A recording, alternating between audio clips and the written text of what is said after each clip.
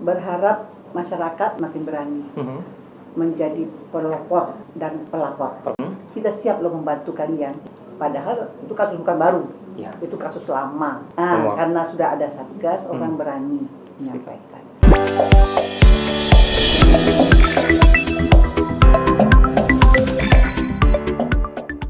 Oke, Bu Ranti, selamat datang di ruang podcast kita.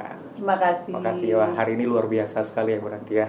Alhamdulillah. Kelihatan orang yang sangat bersemangat. Wonder Woman. Wow. Wih. Lebay. Kalau ngomongin tentang perempuan Bu Ranti ya, sebelum kita ke topik, ini di kabinet ya, saya bilang kabinet ya, pendukung yang support Buya di kepemimpinan beliau, ada berapa orang sih perempuan? Kita ada 11 ya, alhamdulillah. 11 orang? 11 orang. Wih, lumayan ya. Alhamdulillah. Itu bukti ya, kalau misalnya perempuan bisa berdiri sejajar dengan laki-laki. Itu bukti komitmen kepala daerah kita terhadap aturannya. Iya begitu. Tapi kalau misalnya tentang ini Bu Ranti ini udah malang melintang ya. Sebelumnya di Dinas Kebudayaan. Iya, belum melintang. Malang. belum melintang. Jadi saya pernah di Kebudayaan 3 tahun setengah. Dan terakhir di sini. Insya Allah ini terakhir. Tapi familiar sekali Ibu Ranti nih. Ya, dinas kita itu kepanjang nama dinas itu panjang ya. Dinas Pemberdayaan Perempuan, Perlindungan Anak, Pengendalian Penduduk dan Keluarga Berencana. Banyak sekali. Kalau disingkat bisa dipakai menjadi password. Singkatannya DP3A P2KT. Ada angka, ada huruf. Nah, itu dia. Nah, bagaimana 2022 itu? Di 2022 yang baru lalu kita lewati, alhamdulillah program-program kita berjalan dan kita selalu program-program atau kegiatan yang kita lakukan selalu kita tingkatkan kualitasnya agar bermanfaat bagi orang banyak. Itu salah satu target ya. Tidak hanya sekedar melaksanakan, tapi memang harus bermanfaat bagi orang banyak. Dan alhamdulillah yang kita lakukan bersama pusat, provinsi dan kabupaten kota juga melihatkan beberapa indikator yang membaik dari tahun ke tahun. Misalnya saja contoh kasus ketika kasus banyak, kita teknologi berpengaruh sangat ya. Kasus semakin meningkat, kita berharap ada yang kesadaran dari masyarakat. Walaupun dalam budaya kita dikatakan kalau menyampaikan kasus ini bukan aib, tapi kita bukan aibnya, kita perlindungan. Iya, berarti kasusnya bukan korban berarti ya Bu ya? Iya, kasusnya itu korbannya kita lindungi. Kita lindungi ya, bukan korbannya berarti. Berarti bukan mengungkit aib, kita akan menyimpan siapa korban, kita akan menutupi siapa korban. Tapi kita perlu melindungi perempuan dan anak. Oke, fokus kepada perlindungan. Oke. Anak itu usia 17 ke bawah. Baik laki-laki maupun perempuan, 17 ke bawah. 17 tahun itu adalah 18 tahun kurang 1 hari, itu masih 17. Oke. Jadi itu adalah bagaimana masyarakat itu dapat terlindungi, korban-korban itu dapat terlindungi. Di sana peran dari dinas Ibu ya Bu ya? Iya. Oke, berarti tadi bisa dibilang kalau misalnya semakin banyak kasus, berarti semakin sukses, semakin banyak laporan meningkat, semakin bagus gitu Bu? Kita lihat dari sudut pandang mana nih? Oke. Semakin banyak kasus meningkat, semakin banyak laporan, kita lihat kasusnya tahun berapa nih? Tahun ini meningkatnya atau kasus-kasus lama yang muncul sekarang? Jadi kalau kasus-kasus lama muncul sekarang itu bisa dikategorikan, bisa kita ambil indikator bahwa kita sudah mensosialisasikan ada keberadaan kita. Kita kerjasama dengan banyak jejaring, dengan banyak sektor lain, dengan banyak komunitas pelayanan masyarakat. Kita mensosialisasikan, mari kita melapor. Mari kita lindungi. Jangan takut untuk melakukan kekerasan. Jadi kita mengajak masyarakat banyak menjadi pelapor menjadi pelopor dan pelapor. Bagaimana Bu, Ya. pelopor dan pelapor? Kita berharap masyarakat dengan kegiatan-kegiatan yang telah kita laksanakan, masyarakat semakin berani menjadi pelopor dan pelapor. Jadi membantu, jadi pelopor ini membantu masyarakat yang korban-korban. Memberikan support lah supaya orang-orang mau speak up. Betul. Tentang kekerasan yang dialami. Ya. Nah itu ya. Laporannya itu kita punya UPTD, unit layanan. Unit layanan, oke. Layanan. Kabupaten kota juga sudah disuruh bikin UPTD. Alhamdulillah sekarang sudah mulai meningkat. Supaya UPTD apa gunanya? Untuk memberikan pelayanan yang lebih dekat cepat kepada masyarakat. Berapa Bu UPTD di bawah? Kita di Provinsi 1 ya. Oke. Jadi kita UPTD PPA, perlindungan perempuan dan anak. Kemudian di kabupaten kota sudah 9 kabupaten kota yang sudah punya UPTD juga. Dan gunanya apa? Tempat masyarakat mengadu, tempat kami bisa menjangkau korban, tempat pengelolaan kasus. Jadi setelah mereka mengadu, kita menjangkau kasus itu dan kita mengelola, bahwa kita memastikan dalam pengelolaan itu kita memastikan kesehatannya, kesehatan mentalnya. Ya, kesehatannya itu memang terlindungi ya. Ya. Dia dirawat kalau perlu perawatan. Dia dilayani psikolog kalau dia memang perlu psikolog. Berarti fasilitas lengkap di UPTD Bu? Ya. Kita memastikan bahwa pendidikannya tidak terhenti. Jadi perlindungan seperti itu kita pastikan.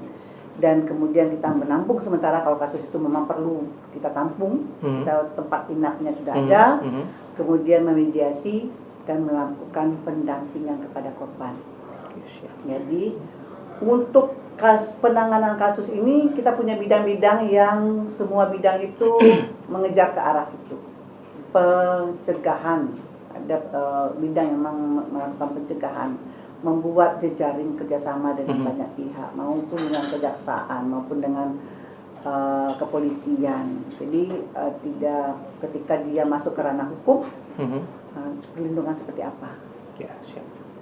Ketika dia masuk, kita melakukan juga melakukan pendampingan untuk ketika dia membutuhkan pengacara dan sebagainya. Jadi Bu, kita coba kalau misalnya ada kasus Bu, jadi orang-orang kan kadang tidak mau speak up. Jadi langkah-langkah apa sih bisa kalau misalnya si korban nih melapor ke UPTD, terus bagaimana nanti tuh langkah-langkahnya itu Bu?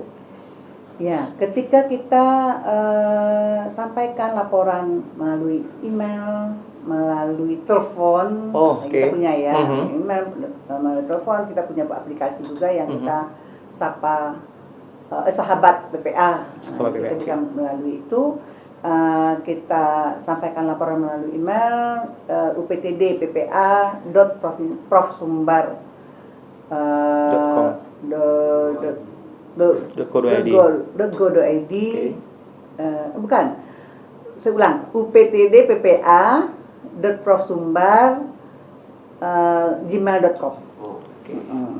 Kemudian kan uraikan permasalahan dengan jelas. Jadi kita tidak harus datang langsung ya ke UPTD ya, ya karena kalau datang langsung kan bahaya, ada risiko, ada kemungkinan risiko lain. Tapi kita cukup dengan aplikasi yang ada, lampirkan bukti dan data pendukung bahwa masalah kita. Itu adminnya gercep nggak Bu nanti menindaklanjuti? Harus gercep. Ya, kalau nanti kalau kita lapor sekarang nanti berapa hari kemudian gitu? Itu kita gercep. Makanya kita mengadakan kapan harus melapor, dan itu ketika itu kan dilihat. Ya. Kasusnya apa?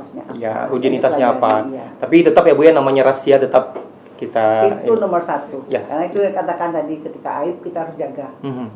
Kan tidak semua orang bisa. Iya. Dan kita harus menjaga dengan filosofinya kita. Ada bersandi syarat bersandi kita pula. Iya. Mana yang aib, mana yang tidak. Nah, ini kemarin kan sempat hangat Bu kasus yang mahasiswa. Nah, itu bagaimana peran dari BPP? Ya, pemerintah sudah mewajibkan untuk semua perguruan tinggi membuat satgas. PTKS. Satgas itu untuk melindungi juga perempuan-perempuan yang ada di kampus. Itu sudah ada kerjasama berbagai kementerian ya terhadap itu, dan alhamdulillah kasus yang kemarin itu sudah ada satgasnya. Oke, jadi sudah ada. Gerakan satgas ini membuat, nah itu yang kami katakan tadi, ketika kita menyampaikan kepada orang kita ada, kita siap loh membantu kalian. Mulai ada laporan. Padahal itu kasus bukan baru, itu kasus lama. Tapi sekarang karena sudah ada satgas, orang berani menyampaikan. Bagaimana nanti kita mensikapi? Kita juga harus tahan diri nih pada netizen. Iya. Karena kebanyakan netizen sulit, Bu. Ya. Kita ngajak aja lah, supaya kita menjaga bersama-sama melindungi bersama-sama. Karena kita pun melindungi diri sendiri ya. Semakin kita mengatakan kita siap berkomentar di media sosial, orang semakin tahu dengan kita siapa. Bentuk bahasa dan sebagainya. Makanya sama-sama kita melindungi. Karena bentuk bahasa tersebut juga jatuh ke bullying ya, Bu ya. Kalau susah nanti kita dapat jodoh juga. Ada rekam jejaknya juga ya. Oh ini yang komen di sini gitu ya. Sulit banget nih, salah. Gitu.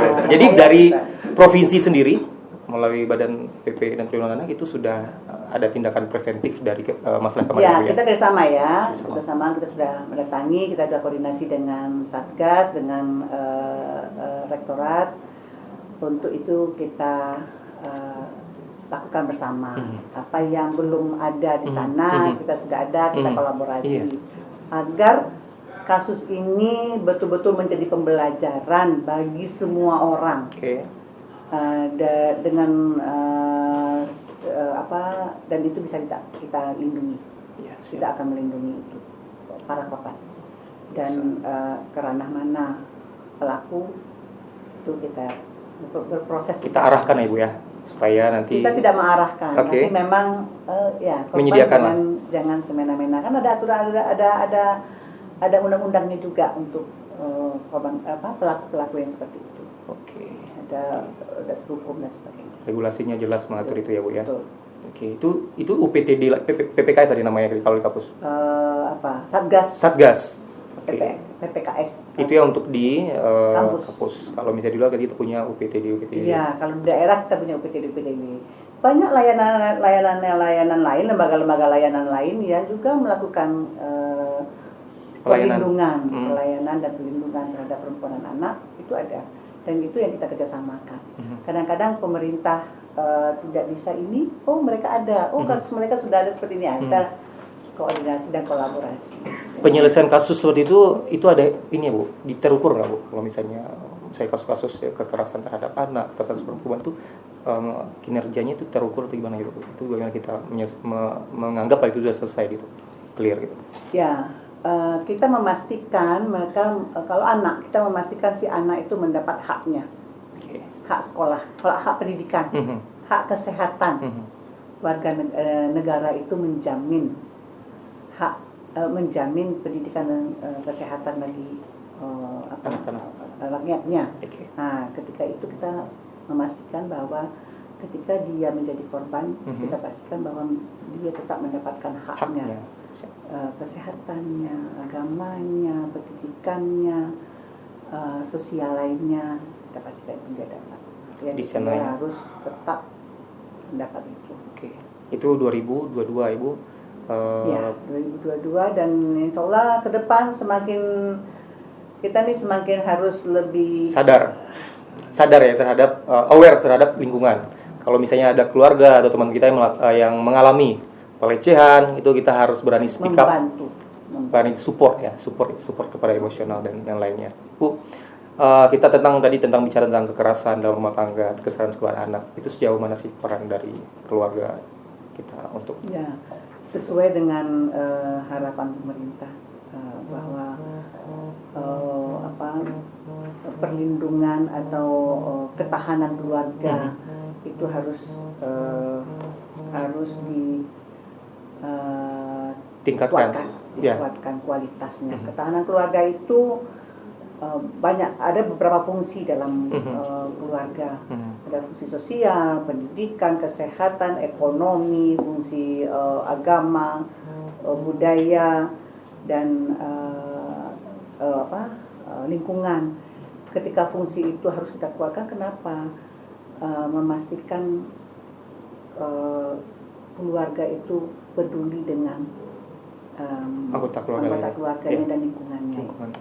Semakin kuat dia, semakin tahu dia ranah-ranah mana. Tentu kasus-kasus ini bisa terhindari. Ya, siap. Ketika orang tuanya komunikasinya bagus dengan anak-anaknya, ibadahnya bagus, komunikasinya bagus, itu akan membaik. Seharusnya kasus-kasus itu pun anak-anak tidak semena-mena dan ada arahan.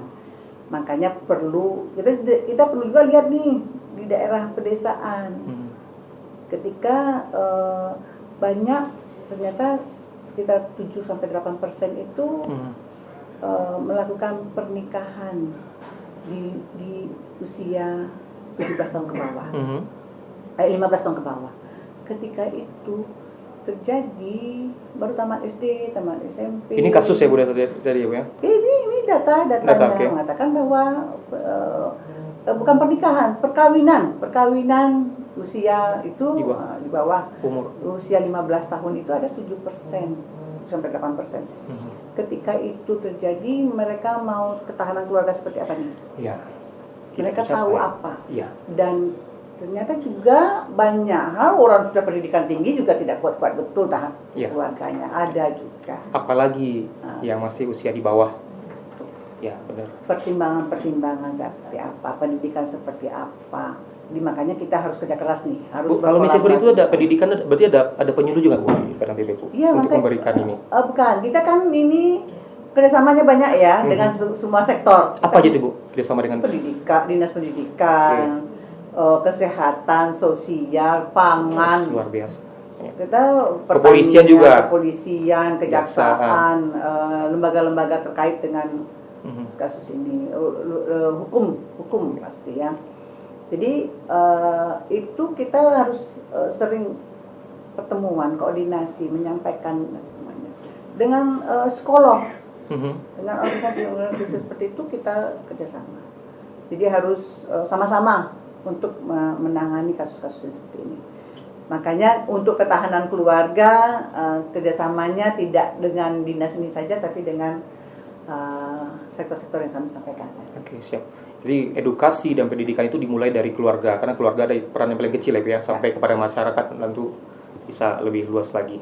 Nah, Bu, itu yang mengatur ada nggak sih Bu? Regulasi mungkin yang dari kita punya Perda nomor 14 tahun 2018. Maaf, Perda nomor 7 tahun 2018. Oke. Di Perda itu kita mengajak semua kabupaten kota juga terlibat, dan di Perda itu sudah dikatakan tentang ketahanan keluarga supaya di Sumatera Barat ini harus lebih kuat dengan desakan teknologi yang luar biasa. Makanya dengan kemarin ini COVID aja kita beberapa hari sudah mengatakan langsung ya. Beberapa hari, 2 tahun COVID kita pakai belajarnya sudah dengan pakai daring, kita anak-anak pakai lebih banyak menggunakan gadget. Iya, gitu ya?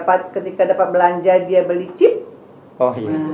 Dia mendapat segalanya. Iya. Orang tua nggak tahu nih apa ini, membuka HP juga nggak tahu. Dia kasih passwordnya DP3 AP2KB.